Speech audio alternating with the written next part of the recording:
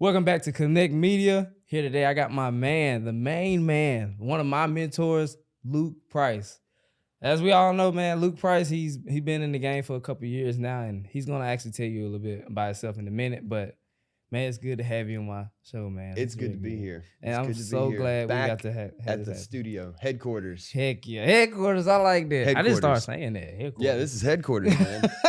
Big I stuff love happens that. here. I Big love stuff that. happens in this room. But yeah, if you don't know him, he's a wedding videographer. He's really just a videographer, man. Yeah. If you need a video, any type of that, he got you. He got you. And but yeah, man, it's I've been watching you. I think we met 2019. Was it 2019 or 18? I don't want to say it was 2019. I think had to be 2019. 2019. Had to be 2019 because we had the office in the church. That's right. Because I was making a video when I met your dad. Oh, whoa, wait. Yeah. 2019. 2019. Yeah. Yep. And that's why I was gonna ask you. You said you was making a video. I imagine it was because I met your dad, but now I'm having a hard time because I think it was a little while before I actually got to meet you. I know y'all met because it was October. And you was making a YouTube video. It's Halloween. For Halloween. Mm-hmm. And if you probably did, I want to say I did get to meet you, and I felt like it was like a month or two later. Yeah. Something like that. Yeah. But I'm pretty sure it wasn't 2020 yet. I'm pretty sure I met you before that. I know we spent a lot of time. Did you hang out with us during COVID a lot? I think we did. Did I? I had to. When did you do your most? When were we the closest? When were you coming to the office all the time and going to weddings all the time? It was right when you started really collecting a lot of this stuff. Right. Was you got me thinking. Was that during or in COVID or before COVID? It had to be before COVID. But what I'm thinking is like, there was not enough time for you and I. That was between October of 2019 and then March. Right. When everything shut down. So I say all that to say, do you think it was 2018 when we met? It probably was. Was I a senior? Did I have one more year? I'm trying to remember. That's crazy how I got that mixed up. I think it was 2018. Final answer, I'm changing it to 2018 that we met. It had to be at the end of 2018. Started Luke Price Studios in August 2018. October rolls around, probably was still making YouTube videos. 2018, I meet him. Later that next year, you start hanging out with me in the spring of 2019. We have a absolute heck of a summer together. And that was kind of when you were really getting started. Yeah. 2019, does that sound right in the timeline? Yeah. I mean, like you started rocking and rolling, getting your own clients in the summer of 2019. And it probably was by COVID, we probably didn't get to see each other very much. Yeah. But I remember, I can tell you when it was. It was the beginning of 2020. It was before I was still coming seeing you. During COVID? My season ended. I can believe that. My season ended. I can believe that. Because of COVID? Yeah. My the whole school year ended. You were still in high school. I was in high school. But I was coming to you during that time. Then it's settled. It's crazy. It's crazy how that was. Because I remember seeing, because I got videos. Settled. When I remember the next day, my season ended, and that weekend, I was with you and we went to go shoot property. And it was around that time. I remember that. It was just before COVID. It was before COVID. That was crazy. It felt like it was. It was before COVID. That was crazy. Well, then, that's crazy. Then I'm right. Yeah, basically. but like you were saying, like when we first met you, when my dad really met you, you was doing the YouTube videos, man. And so like I wonder what helped you transition from the YouTube videos to the media company that you have now. Well, I tell people the hobby of making YouTube videos when I was in high school taught me the skills that I needed to do the creative side of my business. Yeah. So you see that happen in a lot of different industries and things. People acquire the skills through something they find interest in. Right. And I honestly never imagined that I would be doing videos as a career, but then even as a business. I always wanted to be self-employed. I always had that kind of mindset. It didn't have to be right out of college, or I didn't even finish college because I started the business. So I didn't have, that wasn't necessarily had to be a part of the plan. I would have worked anywhere and built my Right. way up Yeah. until I had the money to do it, and then I would have started some kind of business. Mm. But that was, but what like, was it? what Wait, what what inspired did you you? ask me? Yeah, that's right. Yeah. That's right. YouTube, you'll have to cut that. YouTube. Making YouTube videos, the hobby of making YouTube videos taught me the skills. And then everybody, your opportunity will come knocking eventually. Yeah. Somebody, it was actually a Ford dealer, manager of a Ford dealership, saw my YouTube videos. He called me up, random. He was local Ford dealership, by the way, So he calls me. He's like, "Hey, man, I've seen some of your YouTube videos. Your editing's good and funny. I was wondering if you could make car commercials here." So I got a summer job making car commercials with him for $12 an hour, and I thought that I was making it. Right. I was like, this is awesome. That's tough. But you know what? That season was important too, because for the first time, I was making $12 an hour to learn even more. I was being paid to learn even more. So YouTube was the season of learning the skills, how to work a camera, how to edit, how to tell a story, how to upload, how to market even just a little bit. Like, hey guys, go watch my video, kind of trying to learn the marketing side. I didn't know that was all happening, but it really was. So loose skills. And then came the season of, I finally got my break to be paid to learn. No, it wasn't ideal working at the, Ford dealership, but fortunately, I started being paid to learn, and I learned quick enough, and I was only at that Ford dealership for 6 weeks, and I quit, and was doing full time, because I was making videos for the dealership every 6 weeks. And I remember, State Farm representative, local guy, calls and say, "Hey, you think you can make a little video?" And I would do it for $200, $150, dead cheap. I would say yes to so many different things. Hey, real estate company would call, "Do you have a drone?" No, I didn't have it. "Yeah, I got a drone, of course. I'd be happy to come fly." Buys a drone. Hey, it has to be Thursday when we shoot it, because it doesn't come in until Wednesday. I mean, that's how you got started. And I know you know how that is, but that was kind of how we got started. But you just learned, and as opportunities came to you, you took that as a lesson and just kept moving. But I think that was two interesting things. The YouTube, that was an interesting season of not being paid anything to learn the skill, and not actually even realizing what I was learning. Yeah. But then the season of the first opportunity, because that can be a big deal. The chance that you get to hone your craft on somebody else's dime. Yeah. Not only did I get paid a little bit to make the video and to try, but I got to blast it out on Facebook with a marketing budget that was way bigger than anything that I could ever. So I got to pay to put it in front of all the other businesses, so that they could go, "Oh wow, hey, who made this? Who made it? Oh, that was interesting." That's how it went. That's crazy. and people, when they first starting out, they feel like they got to make the money right on the spot. And business, you have to spend money to make it. That's true. Eventually, I think it gets to a point you might not have to spend as much. But like, man, I know a lot of like the Rich Cordones and a lot of others, they spend a lot of money just to keep it up, That's true. But that you doing that was kind of like mine's, like when I was learning the basketball. Yeah. I was just filming the basketball stuff. I didn't know That's right. quite what I was gonna do. You didn't know what you were getting into. But like once I started understanding how the camera worked and understand why the gimbal did that. Yep. So when I was able to get my first gig, it was a free gig, of course. Sure, absolutely, and they all are. Once I able to do that, all that I had to really learn was how to make sure this is what the customer wants. Yeah. And so I spent really an entire year doing that. Like, okay, how can I make them the happiest customer ever? Customer satisfaction. And what's their value? So that's something I think a lot of people have to go through any business. Yeah. Figuring out those little kinks and steps, or just the values of what your business has to offer, and just go from there. Because it's going to open up. Like you said, the places, they just came. Yeah. just came. And Yeah. then you had to realize like, oh crap, I don't got this. I need to learn this. Yeah. Or my camera didn't do this on this shoot. Let me learn that. That's right. Let me understand it. That's So right. I think it's so important to realize that part of your journey and really like embrace it, because a lot of people don't want to embrace it. They just want all the stuff to come. I completely agree. Within months, you know. Yeah, I But completely agree. It takes time. It does take time. It takes time.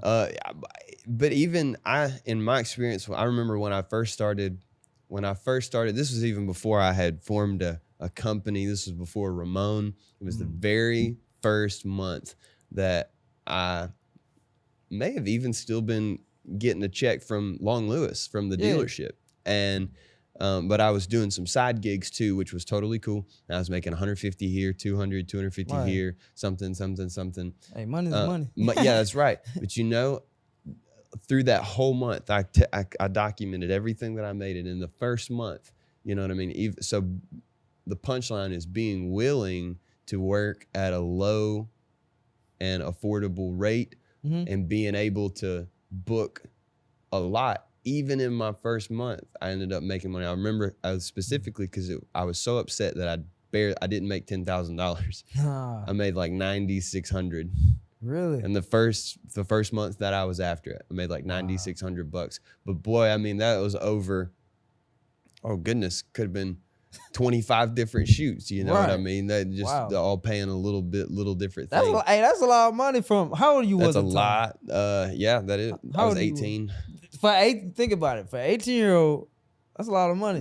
Just for a month, you know, like great. I mean, that's crazy. It was wonderful because then I could finally, you know, I could buy the camera, the new camera. That's why I was able to leave the dealership so quickly because I was able to save up just a little bit of money, and I was like, I don't have to work. I mean, I have to work so that I can keep making money because I don't have enough. This isn't enough to live off of for the rest of my life. I get retired, but Jesus, I mean, like there was a moment where I could quit the job, and you know, you remember that moment. Heck yeah, that was good. I remember sitting at lunch with my dad, who's been self-employed most of his life, and I remember I had just kind of finished I was working at a restaurant as well. So I just finished working at the restaurant, I quit that. And we were sitting and talking, and he was like, well, you know, what are you doing today? And I was like, you know, still figuring things out. I was like, well, I mean, I'm editing. I've got stuff to edit. You know, I got to edit something, but I don't know, you know, I'm just doing whatever. You know, doing whatever needs to be done. And he said, you'll never work for somebody else again. And I don't know if that was true, but I definitely understand what he was talking about because, you know, he knows that feeling of make your own schedule and kind of, I mean, sometimes the schedule makes you, we all know that, but just having that ability, you know.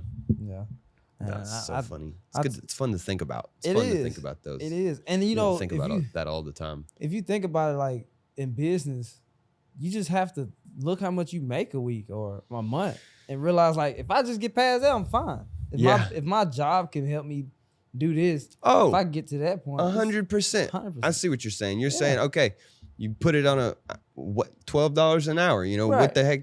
How much could you possibly make a week? Okay, so I was trading. It was kind of a part-time gig too. So I was trading 20 hours. You know, for 12. You know, you didn't make $250, $300. I could make that in 2 days. Right.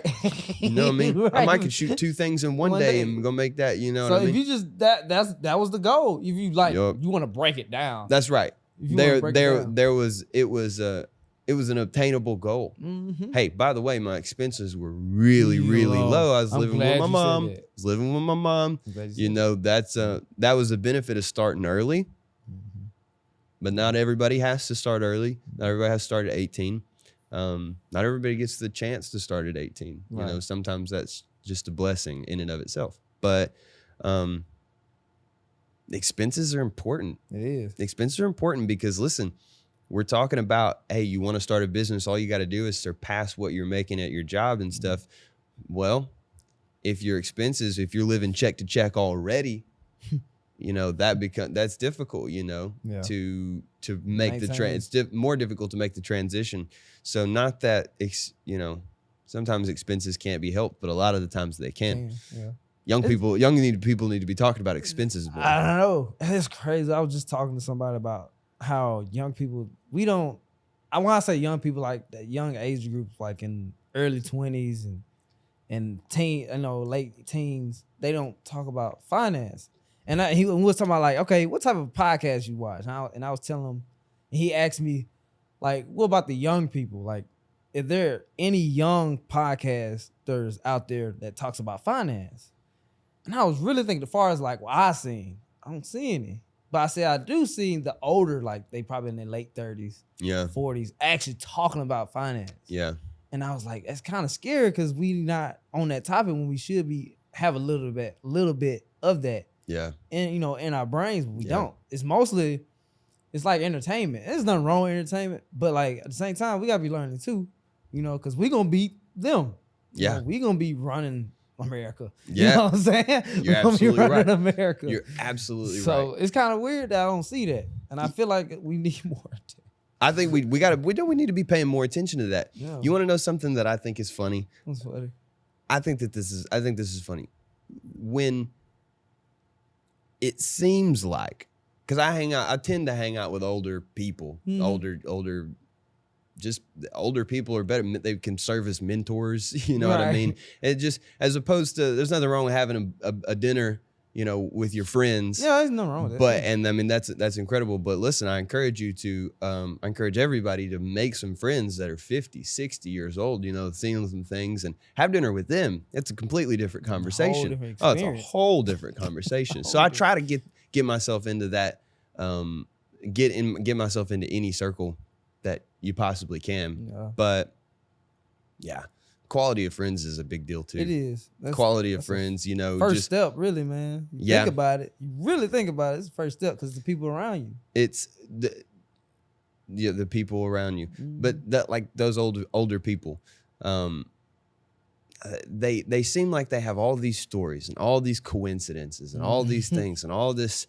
Hey, I met this guy one time and I did this and whatever, Yeah. And you think to yourself, wow, that happened over the course of 20 years, or that was a connection he made, some 25 years ago. And now they're business partners, or now they have started to do something together. They're working on a project together. On all these connections, or it's just serendipitous that I wonder if you know what I'm talking about. You kind of know what I'm talking about? I'll give you something, yeah. And that is going to be us. Yeah. You said it just a second ago. That is going to be us. Yeah. It's weird now because you and I are talking about what we did, how we met, and what we did to start just 3 years ago. But oh my gosh, can you believe what we're going to be able to talk about in 30 years from now? But we're going to be talking about the same events. The events don't change. We're still going to talk about, the summer that you came and hung out with me, and the time that we did the podcast together first time, and the time that I first came over and saw your studio, and you came and saw mine. We're going to talk about all those things, except it's going to be 30 years down the road. We're going to be telling it to somebody else. But there's a part of that excites me. It does. Growth. It's going to be our testimony. Yeah. So, cause like everything, and it just hit me. That's why I kind of sat up in my seat. Yeah, like, let me that's say true. This. Like whatever we go through, we gonna be able to tell that person behind us, or that's just starting, what to. This expect. Is how it happened. Yep. This is how it happened for me. So like that's why I kind of, especially in the beginning, I try to push myself out there like far as I can, like far as learning new things with the drones, trying to build a drone, want to build a drone company, all that different types of stuff. Yeah. And so I did that not to say I do this, but when somebody ever in need of that, or if it's a young person that's looking for something, I'll be like, hey, look at this. You might seem like you might be interested in this. Go check it out. 100%. And so like I might change that whole person's life just because he found something new. That's right. He was probably kind of lost, but he wanted to do something. I might give him some information he needs, or just that word of encouragement for him to keep some researching on what he's doing. That's true. So I think it's all like all our experiences, what we go through daily, and year in and year out, is all a testimony to the people behind us, younger than us, or it could be for somebody in the same seat or older too, because they can always learn something too if they look at it that way. Yeah. but Hey, but we can learn from everybody. you can learn from everybody. I was just about to say, you took the words out of my mouth. You can learn from everybody. Sometimes it's what not to do. But, and then also it's important to know that, you got to make your own soup you got to make your own soup. You got to take ingredients from everybody's lives. Yeah. There are great things to admire and benefit and principles that everybody has that they live. And then you get to take the best parts of everybody, of your network, and add that to your, that to and do your life your own way. Yeah. Because what works for you doesn't work for me. Yeah, I said that right. What works for you doesn't always work for me. Right. And what works for me isn't always going to guarantee work for you. Interestingly enough, you and I, we're talking to two guys that are walking a pretty similar path. So what was working for me is working for you, and vice versa, because we get to share tips and stuff. I get to ask you things, and you say, well, this is what worked for me. And I say, oh, man, that's great. It worked for me too. That is that's we're going back to talking quality of friends and network and who are you eating dinner with? Yeah. You know what I mean? I'm gonna say this one. I'm gonna ask my next question too. It's like, I look at it as like, cause one day I'm pretty sure we both will be fathers. Yeah. And I look at it as like what I do on the day-to-day basis is I'm basically like raising my kids right now. Like, interesting. You gotta really think about it. Like how I act, how I think about certain stuff, they gonna see that. Once they hear, they gonna see everything. Cause a young person watch, especially if they under you. Yeah. They're gonna watch everything you do, how you react to stuff, how you handle stuff in certain situations. If it's getting bad, what you gonna do? They're gonna look at all that. So when I catch myself in those, I wouldn't say heated moments, but when it gets tough or it got a little pressure, I kind of shake myself out of it and get to work. Yeah. And break through that wall, wherever it is. That's a wonderful way to look at it. Yeah. I mean, you really are. You raising your kids, they're gonna pick up your traits. Because like my dad, I watched him work. Yeah. I seen how he dealt with people. I seen when he didn't feel like doing what he did, get up or whatever he did, all the little stuff, how he even how he eat, how he sit in a restaurant and look happy. I watch all that. Totally. So like I always look at it that way too. So when I'm down and feel like I don't want to do all, like, man, I better stop that. If I don't want my kids to be like that, let me not act like that. That's good, dude. That's how I think about it. That's an incredible way to keep yourself accountable. Yeah. And keep yourself motivated too. What's your why? Find your why. That's that's like step number one in any leadership book that you're going to read, or any business book that you're going to read, or any advice that any person are going to take.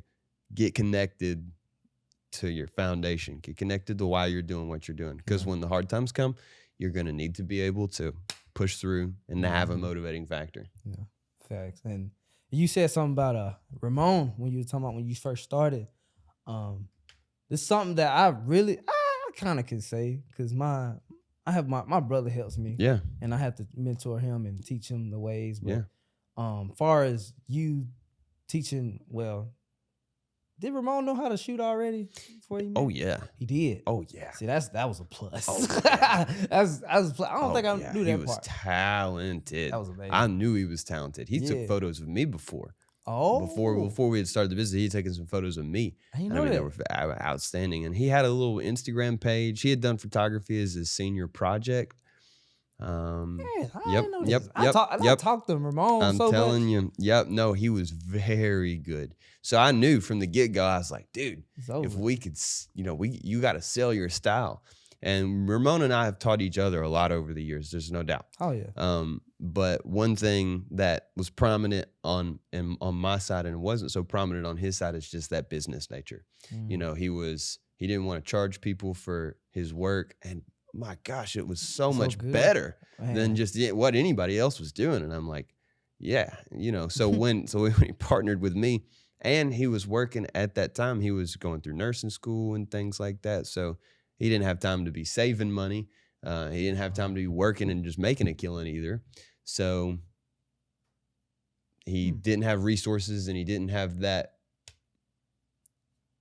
pushing instinct to take the risk, but man, we made a great team. Yeah. And that's why I was going to ask you, like, what was the challenges of adding that, adding Ramon and the photography side to Luke Price Studio? Like, What was the challenging factor? I knew Ramon, and for those that don't know, Ramon is like the number 2, the right side of everything that has happened in Luke Price Studios, especially in building it because he's just started so early. Mm-hmm. I might have been making videos that summer and in that fall, but and then he officially started with me that next May. But I mean, hey, he was there right at the get-go. Through that fall, we shot our first wedding together and stuff. I mean, it was a no-brainer, really, because I knew I wanted to offer the photo video duo if there was a way. And like I had said, me and Ramon were good friends before, so I just knew how talented he was. I knew that he and I could do it together. Yeah. We could have this Luke and Ramon photography, videography gig. I was like, I'll finance the whole thing. I'll book everything. You know, we'll do it until we can't do it anymore. Yeah. And sure enough, you know, it kind of took off and it started doing well. And we were like, oh, this is great. I mean, this is a great job for youngsters like us. Yeah. And, you know, it might be a stupid question, but I'm going to ask it. Would this say you're a videographer, right? Would you say it's a good idea to try to team up with, let's say if Ramon had a different company. Yeah. He had his own company and he's just going to be his own company. Yeah. Would you say it'd be a good idea to team up with another photographer in that sense, like with the weddings and stuff? Would you say that'd be like a thing that I wouldn't like, even I'm thinking like, I wouldn't say, I'm gonna let you answer first. I think that it could be beneficial. But see, even with me and Ramon, and like Luke Price Studios has a small team, so it's me, Ramon, Katie, Peyton, and Adam. Mm-hmm. So technically, you know, we have a little more availability in our calendar. Mm-hmm. But like what I was about to say is, you can book just photography if you want, and then you can book just video if you want, and then you can book them both together on your wedding day if you'd like. So yeah, you could partner up with somebody if you wanted to, but you guys don't always have to be at the same wedding. Yeah. You know, because me and Ramon, or even the teams in my company, might not be at the same wedding. Yeah. So at that point, I would question. I'd be like, how are y'all scratching each other's back by being able to call yourself a team, by like, hey, me and this other company are partnered together. I get you saying. And we're that. I want a little more back scratching than that. Right. You know. I understand that. Yeah. With the relationship between me and Ramon, or me and Katie, or me and Adam, or me and Peyton, with the other guys on our team, this scratch back is, I'll book it, I'll market it, I'll book it, I'll buy the camera. If you break the camera, crash the drone, I'll buy another one, etc. On down the list, and they get paid. So it, you know, and yeah, so it kind of works out in that aspect. That was just a question for, like, let's say somebody. It's a good question. Like starting out. That's like, a good question. That was something I had. I thought of like, man, should I just, you know, because I had a photographer friend and I really like working with her. Like, I wouldn't mind seeing her at every wedding. Yeah. I didn't mind that.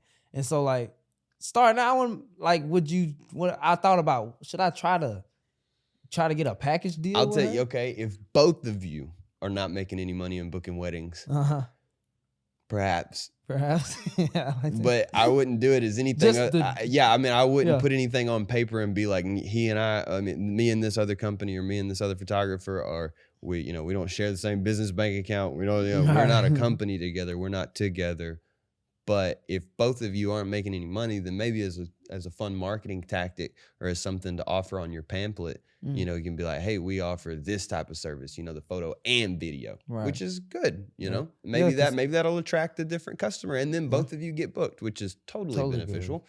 Because if both of you are struggling to get booked on your own, and now both of you just got booked, then we accomplished the goal. Yeah. But you see what I mean? Yeah, I totally see it, man. I do.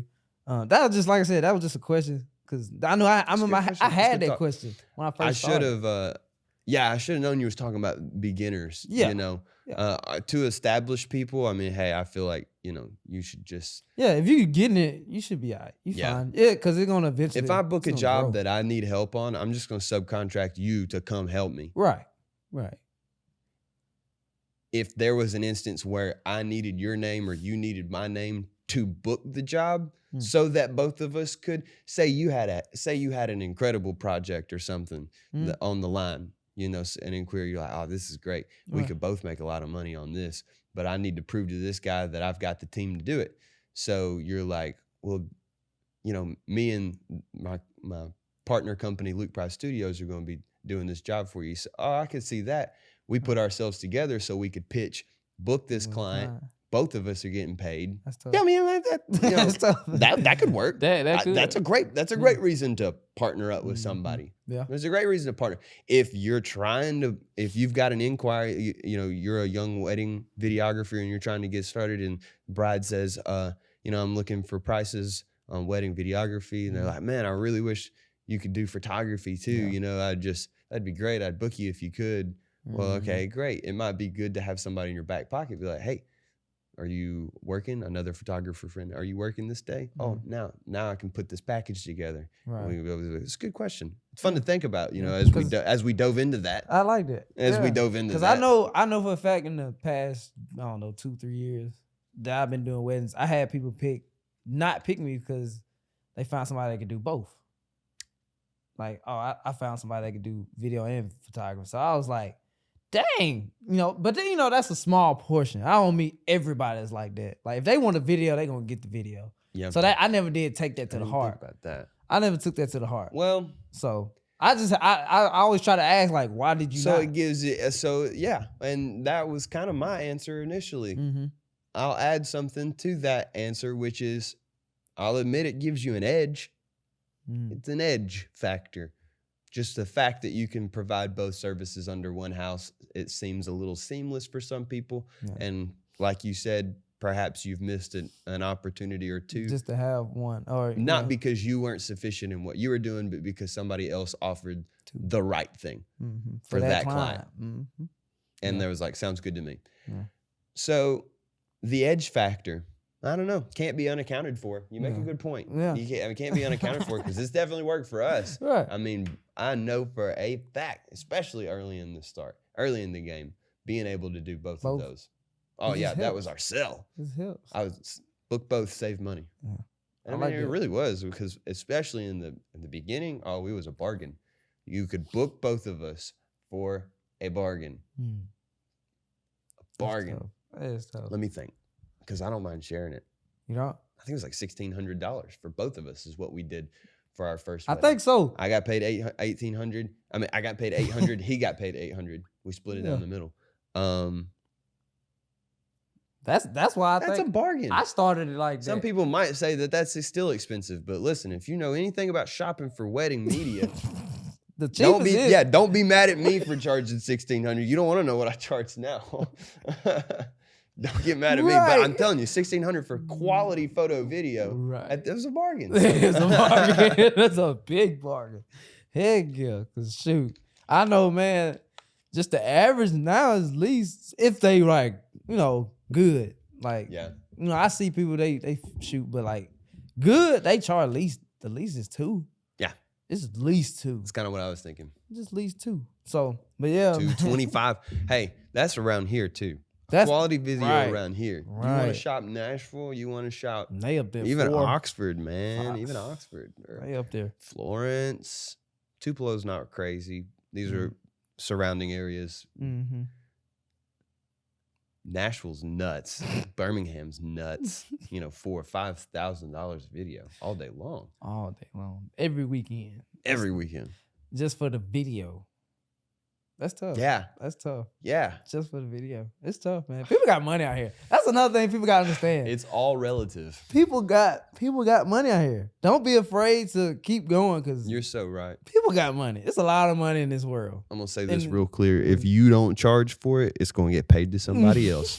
Okay? There's a budget. There was a budget for this event. I'm just telling you. Okay? I know good and well that I don't care what kind of event it is, you know, whether it's a church event or a charity event or something. Money. Listen, there's a budget, and I'm not going to be the only person that shows up on that day. And then, oh, no. You paid $30,000 for that stage. You paid the speaker, you know, he made $5,000 to come and do the thing. the Everybody audio. got paid. I'm not gonna be the only one not get paid. Mhm. And if I don't charge for it, they're just gonna allocate my budget to somebody else. They're gonna write the check to somebody else. So you might as well just step up and say, "This is my fee." If it's out of their budget, it's out of their budget. Right. But Yeah. I don't want to go. I don't even want to go if I'm going to be underpaid.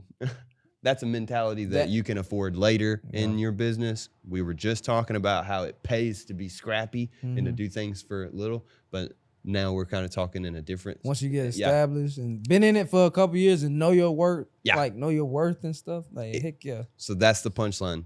Getting the That's skills. a good one. Getting the skills first. Getting the skills. That's the main thing. Getting paid to learn. Mm-hmm. That was a lesson earlier. Getting paid to learn, acquire, hone those skills, and that's amazing. I'm telling you, then you get to that point where you gotta get to name your price, and it's so funny. And it's crazy. Right.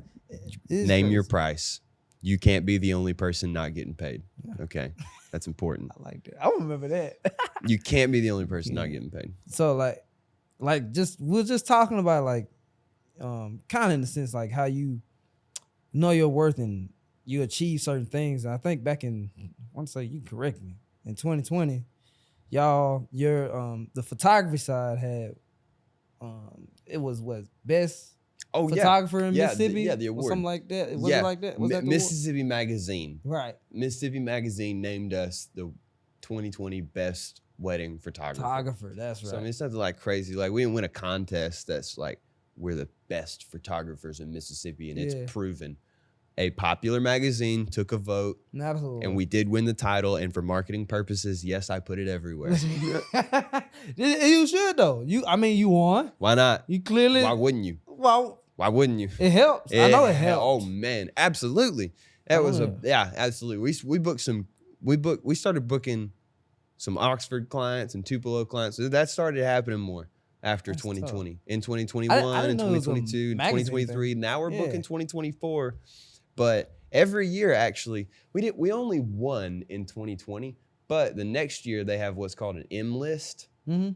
It's top 5, and it's a voting contest, if you will. So it's all about who gets the most votes. So I did some marketing videos, got my friends to vote, and we won that first year. But we've been top 5 every other year since. Right. I was about to say, how did you get that recognition? Like how did you achieve all that? Like the recognition to get people to. I mean, of course, you work with people, and people know you. Yeah, we have a good Facebook page. We have a good community, a small town community, just like yourself. So we have I've always said the community is huge. My hometown community has supported me from the very get-go. And when especially in 2020, when I marketed it well, like I put together some videos that were trying, quite crafty. I need your help. Vote here. Vote down this link. Right. And they came through for me. Yeah, I mean, there's nothing to say about that. It's a vote. It was a voting thing, but no, I'm still proud of the title. And there's probably better wedding photographers out there in Mississippi. I wouldn't be ashamed or afraid to say that at all. Yeah. But hey, I'll take it, and I'm going to market. Got that title, and I'm going to book a few more weddings. And there's plenty of weddings to go around. Yeah. So I'm not, but you only have 52 weekends a year to book. Yeah. I'm not taking anything out of your pocket. You're not taking anything out of my pocket. That's wild though. I'm going to use them. I'm going to use the title, and I'm going to book a few, and you're going to book a few, and we'll be fine. And you just said something that's kind of wild. Since we're in that industry, you think about if you make, I don't know, if you charge $2,000, it's probably $2,000 per wedding. Right? Let's just say you charge that, and you only work 40 of those weekends. Like, you know how much money you just made for the year? 80 grand. It's crazy. 2,000 times 40. Out of 365 days. Yeah. If you look at it that way, I just find that's kind of a blessing. It is a blessing. like for real, I only work, if I get all those weddings, if I get 40 weddings, that's a lot of weddings though. And imagine this is the best part of that whole equation. If you're wanting to be a wedding video, if you're thinking about getting in the game, you made 80,000. Technically, you only worked 40 days of the year. Now, editing is a very laborious task. It is.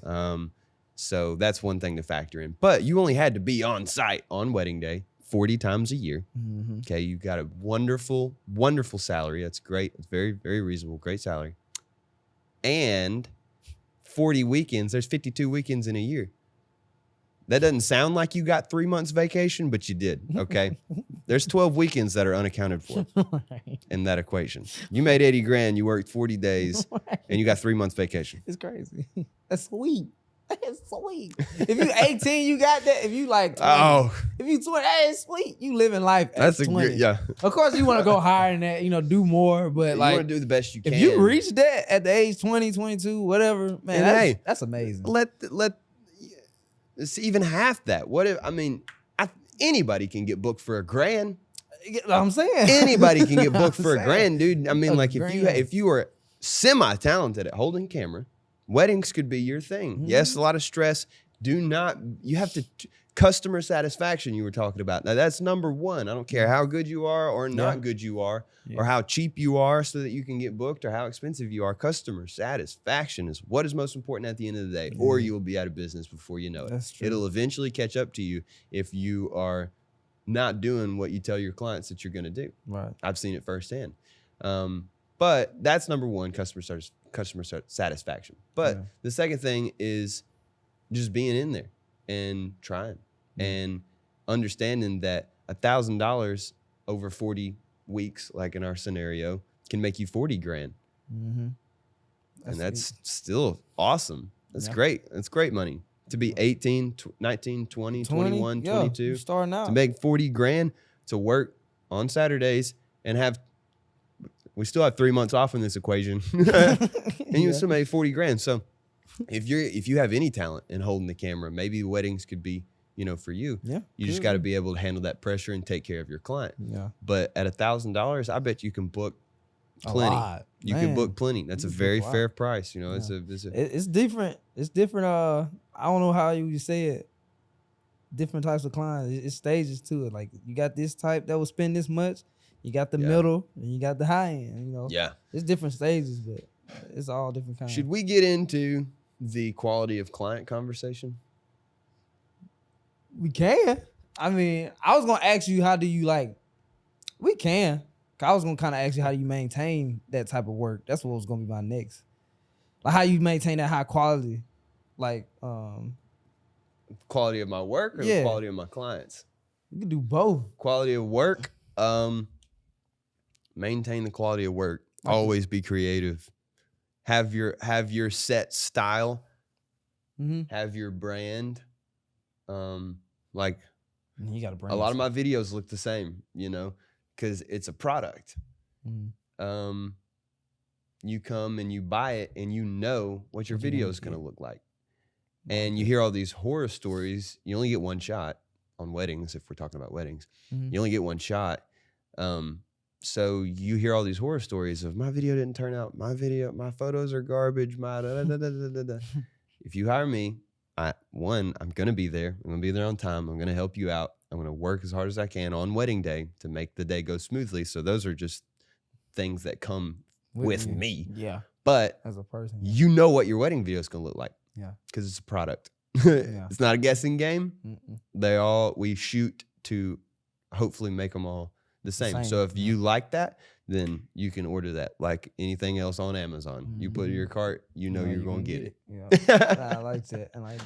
Yeah, that's something I had to, because, you know, I wouldn't say change the style. I still shoot the same. It's the look. It can develop. Yeah. Your style can develop, but your product needs to be your product. And it'll help you. You'll go a lot further. You'll have a lot more happy clients if you develop your product, something that you're happy with. You don't always you don't always not have a game plan and you're just grabbing these, even on commercial shoots, you're just grabbing all these little shots and you get back to the editing table and you're like, I'm going to try to put this together.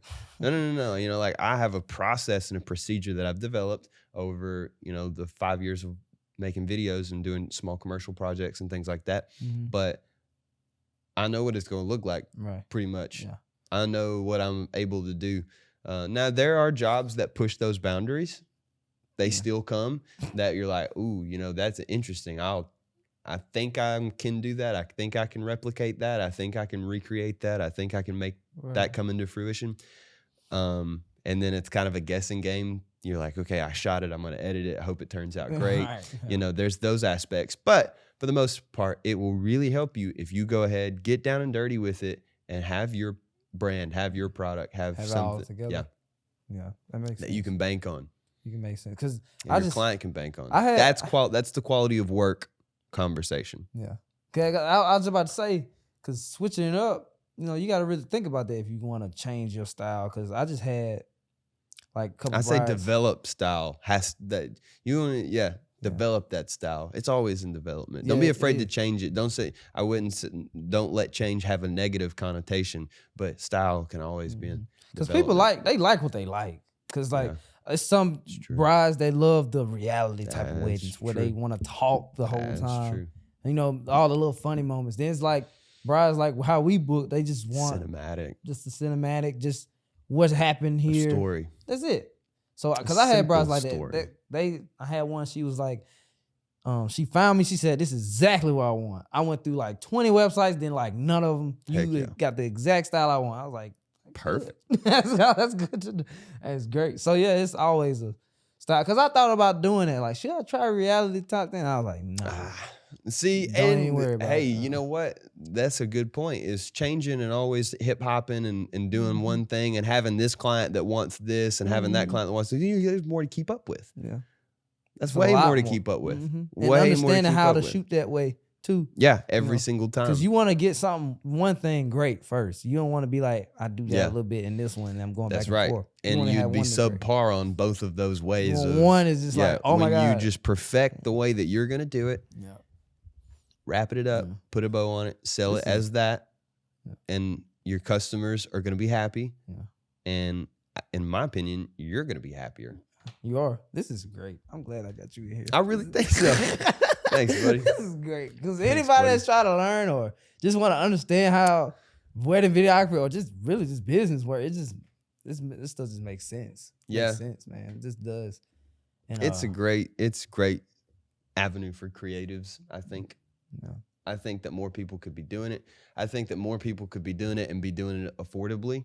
Like I'm kind of in that spot where I'm booking some more high-end weddings and they pay that more high-end price and that's totally fine. But there are a lot of clients that don't necessarily have the budget for that. And like I've just painted a picture, even if you have a half a talent, if you're a kid in digital media class in high school or college and you have a half a talent to make some videos, try to get the hang of making wedding videos. Yeah. Sell your product at an affordable price, $500, $1,000. We just painted a picture on how you can make some significant side income working only Saturdays and still got 3 months vacation. You know what I mean? And they would give you, and that's the thing. That's the joke. It's not a vacation. We get 3 months vacation. Of course, but I occupy the other 3 months. Right. But if it's hard to book more than 40 weddings in a year. It is. It's genuinely hard. There's off seasons. There's January and February, so it's hard to book more than 40 weddings a year. Yeah. But the math is the math. There's still 52 weekends, and if we were painting a picture of what it's like to be a wedding photographer, that's how it is. Yeah. And if you only book 4, then you've got 12 weeks off. Yeah. That you're not booked at least. Yeah, because like I said, I know a lot of brides. In the past, if you starting out and you just young, your age will help. Cause they just want to help people out. True. I had met brides like I think they had helped me out one time. It was one of my first ones. And they was like, yeah, we want to give you a shot. You know, we seen you starting and we seen your other work. It looks great. And we seen that you was trying to do weddings. And we seen you shot one. We want to see you do it this one. Bada boom. And I was like, man, I remember telling them, it was a lady. I ain't never met her. She was from Kentucky. And she got me a wedding in Oxford. She was going to be in Oxford. And I was like, how you find me? She told me. And I said, lady, you just made me thousands. And she like, really? I like, yes, you did. Because I needed a shot. That's the only thing I needed, a shot. Wow. Just give me a shot. Made me thousands. And ever since that, I've been getting, of course, weddings. Because I need to show that I can elevate the work. That's an incredible perspective. It's it's credible, very humble perspective. But that's true. And that you were aware of that and told her that and compliment, because you're right. that was that might have been a significant portfolio piece for you to break into Oxford, which is notorious for having bigger venues, bigger budgets, bigger things. So bada boom, you're bumping up your price, you're booking more, you're over there. So I totally understand what you're talking about. So yeah, I had to tell it because, great perspective. of course, you know, when we film it, we know how the video is gonna look because we see it. Yeah. And like them shots was turning out like, like it was surprising me. Good day, good couple. It was good nice. venue. You know, they had a little lake and the birds was out. It was sunny. I said, man, this video is perfect. hot. And so I had to tell her that. Sometimes that happens. Sometimes you're like, yeah, I've got it today. This is it. Today is a good day. We know that feeling. And then there are days when it rains all day. Can't help that. Can't. And like speaking of studio, man, I know you just you recently moved into your new studio. I got a new studio in January of this year. Yeah. And I had been in my old studio for 4 years. Yep. Makes maybe 4.5 years, kind of math adds up. 4.5 years. And it's not like we wanted to leave it. We didn't have to leave it. Our old studio, we had that place because it was very affordable. It was a real small place. It was very, very affordable.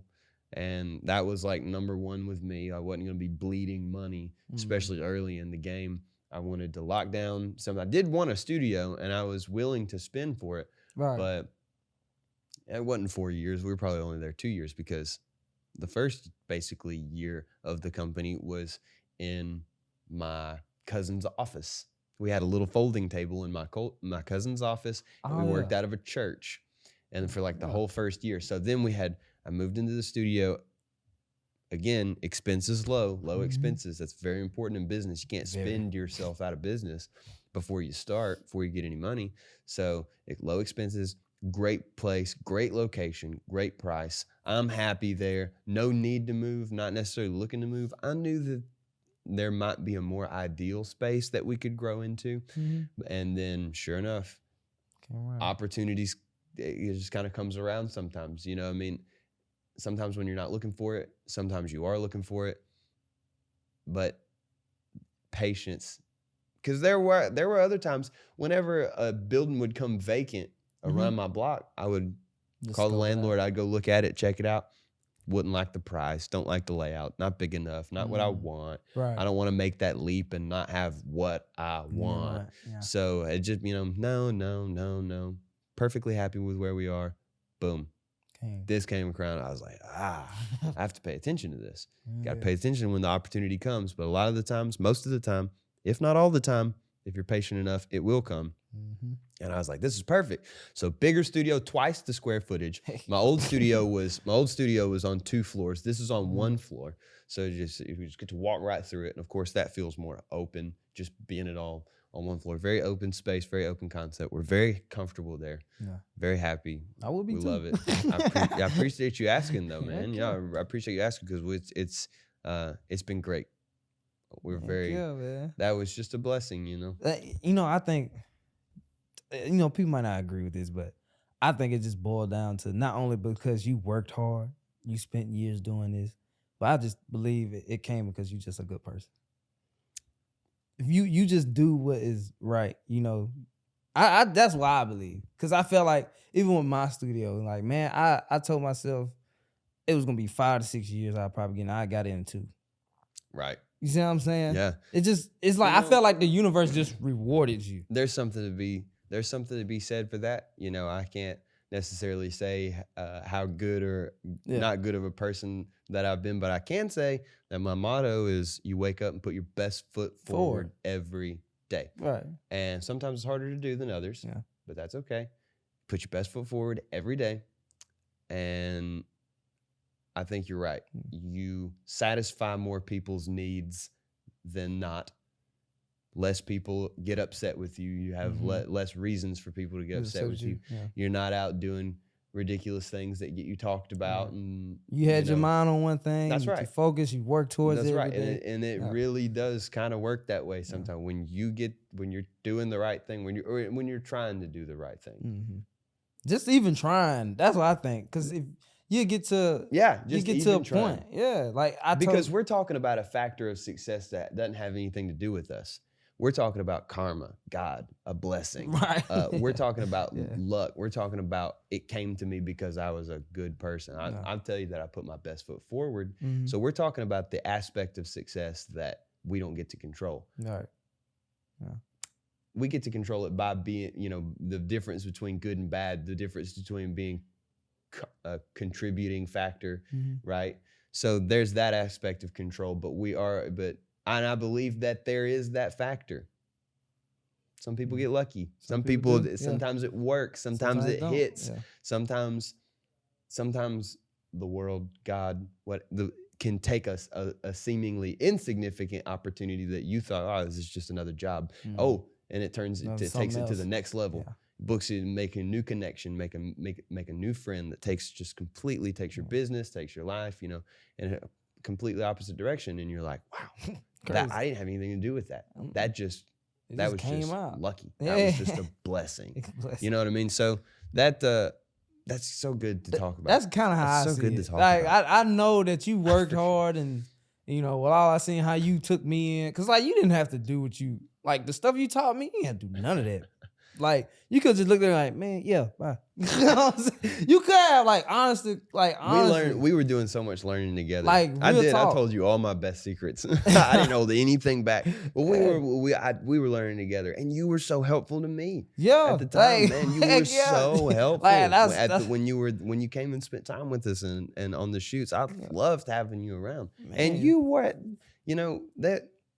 there's nothing but gain for you to be able to do what I do and stuff, especially because we're just, we're kind of far away from each other. So it's not, we're not even tampering in each other's market, for heaven's sake.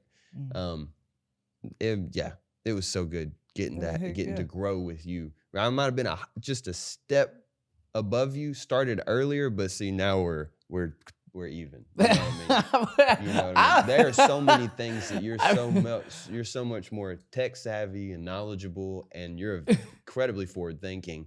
And gear and tech and you know what I mean? It all evens out. I ain't gonna lie to you. At the beginning, sure, it could have looked like I was, but I'm telling you the truth, man. In my eyes, you still the man. I don't care what you say. Well, because I feel like one thing I know I probably lack. I try my best, man. I love people though, but you got that factor on the wedding days where I don't know what it is. It's how. When you dance with people, I'm not a dancer. I'm not a dancer. But you'll get out there. I be trying my best to get myself to do that. I have fun. They always tell me I had a blast. You were fun. But I feel like I could do more. It's just because I seen how you done it. And I was like, man, Luke got that, man. It's that is a unique thing that, and Ramon, talking about Ramon since we've mentioned him already on the episode, he's got that too. Yeah, it boils down to just it's a charisma thing. Yeah. And charisma, it starts naturally, you have it or you don't. But listen, folks, you can build it. You can learn skills to, I was gonna say be more funny and just be more likable and just be kind. Yeah. You know what? Scratch funny and likable. Just be kind. Yeah. You can get away with anything if you're kind about it. Mm-hmm. You can get away with anything if you're kind about it. Whether you walk into a room full of bridesmaids and you need to break the ice because all 8 of them don't know who you are, and you're just kind of there pointing cameras around and stuff, whether you need to break that ice or whether you need to get a good reaction of somebody on the dance floor. So you're going to dance behind the camera. Yeah. So they dance in front of the camera. Yeah. Just do it kindly, with a big smile and gently and not forcing dance in front of me. Yeah. You know what I'm saying? Yeah. But I always seen that. I always seen that. Cause man, I remember them days when I used to watch you. I was like, God, I used to always just admire he is just tear this thing up, and how you got everybody involved, cause that's something, it's hard to do that. Yeah, it's not. Sometimes it is. It's hard to do that. Not everybody likes having their picture taken. Right, it's not. You have to deal with those type of people, but even you doing it, it's hard for some people doing it because some people grew up being introverts. They don't like being in front of people. That's a DNA thing. You know what I'm saying? That just it's hard for some people, and I had to. It took me about a year or two to realize, man, what we was doing, even what we was doing when we create them wedding films, that this is something. I was always about, man, I finished it, I got the work done. I Got done the it. check. I But totally you understand. see what I'm saying? Like that's something You're I really just gotta giving do. them something. But actually looking at the whole process and how we had the people feel and how they willing to give us testimonies and all that, like that is something. Like not just business, like that's just as for your character. Yeah. And so I had to realize that, like, man, I'm doing a good job, you know. Yeah, They you are are. enjoying themselves. They so, are. They so are. you just it's a whole different like just looking at it that way. I love how we've been talking about wedding. This is so fun because weddings they're such a big part of my life, but they are, you know, I don't talk wedding talk with everybody. No, It's not. A lot of people. You know, nobody asks me these questions. You know, but on wedding day, it's so much fun. Think about this: the photographer, the videographer, they're the ones that are going to be spending majority of the day. Yeah, borderline maybe the most time with the bride and the groom and the bridal party, and the family. Sometimes, at least when it comes to wedding day. Yeah. So you're there early, you stay late. So you kind of have to be. You have an opportunity to do them an extra service, which is not be the center of attention, but to add to the experience. And just help whenever there's something that needs to be helped with. You know, if everybody else is funny and having fun, would slip in like a chameleon. Is that what a chameleon? Or the one that I think it's like a lizard. Yeah, one of the lizard slip in. You know what I'm trying. You know what I'm trying to say. You slip in and you have fun too. If people are, you know, not talking and stuff, well, you don't need to be in the center of the room dancing around and cracking jokes. That's not the vibe. That's not the thing. So you just fit in and just be with those people.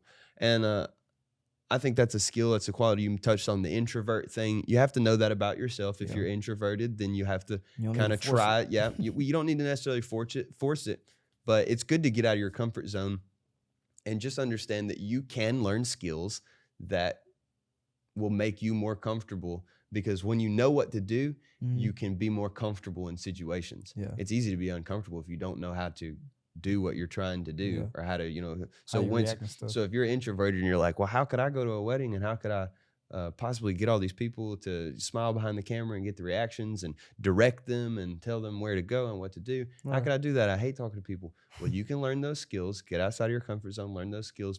Once you learn them, that'll increase your confidence, and just know that it's kind of part of the territory. You know, it's kind of just one of those things. You are the leader in that moment. When it's photo time, when it's family photo time, you're the leader. It's just part of the job. Small price to pay, in my opinion. You know what I mean? Now I get it for the introverts, but hey, also if you're extroverted, then you're in luck, because it's a great gig. And that is kind of where it comes from me, because I was just extroverted. I've always been extroverted. I was just an extroverted extrovert. Yeah. Some people are introverted extroverts. That's the ones that don't really want to but can. Some people are extroverted introverts, the ones that want to but can't. Yeah. They're introverted introverts, the ones that can't and don't want to. And then there's me, extroverted extrovert. I can and will, and by the end of this, you're going to want me to stop. That's crazy. Shut up. That's crazy. You hone that skill as you get older. But that's how it's always been. So that's just a DNA thing. Like I said before, if you're an introvert, well, there's a way to deal with it. But if you're an extrovert, that's cool too. Just rock on with it. It can know that can benefit you. Because I know I can, but then it's be like, you know, I had to learn, like, I remember telling myself, like, just be yourself. Yeah. Don't be too much. Don't over exaggerate it, but just be yourself. And once I learned that, it took me like one or two weddings. I was like, yeah, I got this. This is easy. I'm telling you, you get more comfortable, and it just yeah. And more about the studio. Some people, I feel like some people want to know this. Like, what is the advantages of having such a large space now? And by the way, it is amazing. I don't know if I said that yet. Got to say that, but it is amazing. It's an amazing space. It's a great space. Just there's in development, they call it flex space. Like if you were developing a building or you were, it's just flex space, which means room to grow. You have the room to grow if you need to grow, if you want to grow, if you're ready to grow, if you have to grow, then you've got the room. You've got the space to do it. And it's just kind of, there's not a need. The benefit, lot of our stuff is on location. Yeah. You know, like when we go shoot seniors and shoot families, and certainly shoot, there's nobody having a wedding in our studio. Right. Yeah. So you pose a very good question, which I would just say, hey, you don't have to have a studio to be in the business. I do say having a location made me look, in my opinion, more professional to begin with, more established when I was first starting. And like I said, I got a bargain on my first place. So hey, I paid less in rent on my first studio than you would pay for a monthly billboard.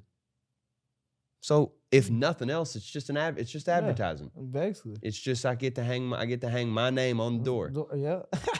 If nothing else, it was just advertising. You don't have to have one, but Yeah.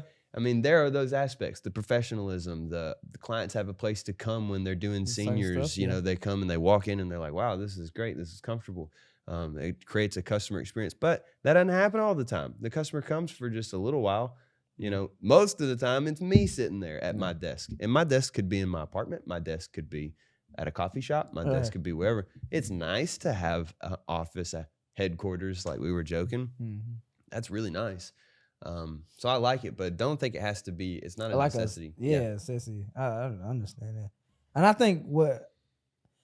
don't know if you got any plans like that, of course, but like if you wanted to start like a podcast, you got the room to do it too. Flex space. Yeah, that's exactly right. You can do stuff like that. That's exactly right. Just to think. 100%. So that's exactly. I mean, not only could I add more desks and more employees if that opportunity came, there's space. But if I decided to do a new venture, or if I had a new idea, there's space. Space is beneficial in that way. Yeah. It can open up opportunities, open up places to have meetings, open up places for clients to come if you're really dealing with clients that often and they're really coming to you, if you need that. It can be beneficial for sure. Yeah. It's been great for us. I've loved having a space. Loved having a space. I do too, man. I do too. Because, I'm a guy that I got a lot of gear. And I know you know that. Yeah, you're all about some gear. Me getting the space, just that part alone was like, oh my God, I'm so glad I got space. We got somewhere to put your stuff. I got everything, and I know where it's all at. That was a big thing for me. And not only that, but just being able to, after having my own area where I can work. Because, of course, I used to work in the bedroom with a bed. And it's nothing wrong with that. Yeah. Nothing wrong with that at all. But I realized, you'll be at home. I wanted home to be home. Yeah. I didn't want home to be work. There is a factor of that. It's just a different preference. Yeah. Of course. And if you can afford that luxury, awesome. Awesome. And right. If you can afford it. But like when I say you need one, no, I wouldn't. 100%. Yeah. But there are those benefits, Yeah. It is. Having that space, just get down there, it's work time. Yeah. But I don't know. I lounge in my studio a lot too. Yeah. Have friends over, come over to the office and stuff. So it's a fun place. Yeah. I think it's more like if you think about it, not only just on that side, but it's like more of like a goal, a dream type thing, like something to make you push forward. Yeah. Like what's pulling you in the future type thing. Yeah. Too, if you're working towards one. I think that's another one. I think I'll always have an office because I'll always be doing business things. I'll always be doing business ventures. I'll always have. I think I'll always just need a place of business. Mm-hmm. I may not always be in the video business or the media business, but I think I'll always need a business. So I just thought of it like I'm just gonna get used to it. Yeah. I'm just gonna expand, like you said. I could change the whole thing. Yeah. I can make it a restaurant if I want to. Yeah, it's big. Take it out, put a bar in there, start selling cocktails. I don't know, but I got the lease on it. And it's affordable as a bargain, so I mean, I make it so you can make it work. But yeah, an office space. One day I want to build an office complex, construct, develop my own office complex. Yeah. And it would have 4 units in it. You rent the other 3 out, but I run my business out of one of them. And then on the second floor you put some apartments on it. Okay. Yeah, I want to do that. That would be ideal. And then Luke Price Studios, the company, could actually own that piece of property, right? And as you're paying the mortgage, you get some tax incentives there, some tax write-offs. Yeah. You get to write off your rent. There's parts of your mortgage, parts of your interest, parts of your insurance that That's you tough. get to write off as well. So I've always thought about that, but that's, no rush. That's tough. I didn't know you had that in mind. I could definitely see you doing that because you just build properties. I don't know if you want to talk about that right now. Yeah, we can. We can get into it. We don't have to harp on it too much Yeah, because not I feel like this is good wedding value. Good value. This is good stuff. But we could talk about that on the note that as a self-employed person, there's nobody giving you a retirement account. Nobody's taking care of you after you're done working, or nobody's taking care. So nobody's even trying to keep you into work. You know what I mean? That's your job to book your next client. It's all on you. Yeah, it's all on that's you. right. I mean, it don't matter if you get up, or it doesn't matter if you sleep all day. Nobody cares. There's nobody that's looking unless you actually have clients that you're letting down, but there's nobody that expects anything out of you. There's nobody that's forcing you to do anything when you're in that aspect. But we can talk about property because as an entrepreneur, as a business person, you have to keep an open mind and learn that you may not work forever. Seasons come and go.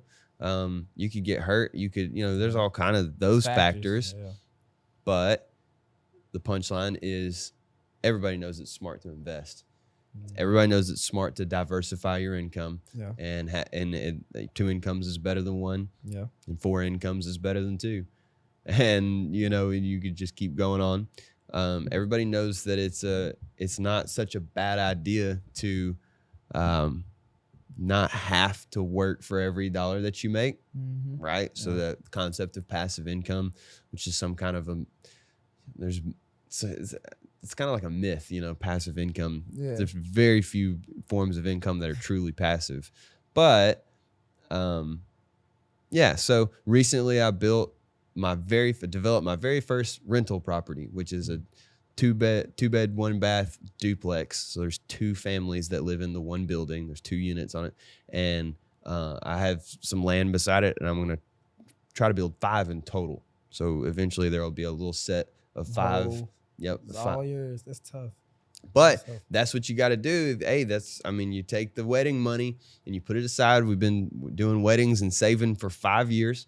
Yeah. You know what I mean? And I bought the lots, the property that it was on just a little, this was like 2 years ago, 2.5 years. I've been sitting on those for a long time. I remember that. I remember just you patient. Yeah, man. It's just patience. The first 2 years you're trying to save some money, put it back. You got to put some money into the wedding business, buy cameras, buy drones, pay the rent at the studio, but then you put a little bit back. It's not a bad idea to be focusing on some stocks, and some mutual funds and index funds for long-term retirement. Be putting a little bit of that, 10%, just put it in there. And then you got a little bit of working capital. Yeah. The Richest Man in Babylon. It's a great book. Talks about that. Remember? So it's you got 70% to do whatever you want with. 10% goes to God. 10% goes to the retirement, which is like your index funds and mutual funds. Put that stuff away, let it grow long term, 10%, and the next 10% is working capital. So buy, sell, participate in commerce. See if you can't make a profit with that extra 10%. That extra 10% is my real estate money. And over 5 years, I was like, finally got to get some property, and then 2 years after that, finally had enough money to borrow from the bank. Not all my money. I had to get to partner with the bank and stuff. It's just like anybody else. But then, boom, finally got it happen. Made it happen. Yeah, I'm glad you referenced that book. I try my best to each episode to reference a book that can. Well, that can be the book of this one. I love that one. I had got that book when I first started my journey. It just helped me understand money. Yeah, because people they value money, but it's different. Yeah, they use it not in the light that they probably should use it. Yeah. Because like you said, you value it. And money's a tool. It is, exactly. Instead of you using your money to buy, I don't know, brand new shoes or whole new wardrobe, where I know guys, they spend probably $200 on pants. These pants, no, $40 at the most. You know what I'm saying? If they gonna do the same thing 100%. As those $200 pants. So like, me reading that book at that young age, kind of like, I think it was like 2-3 years ago, helped me be understand money. Yep. I think that was every young person. What it can do for you. Money's a tool. Yep. Money's a tool. Money's a tool. Assets are assets.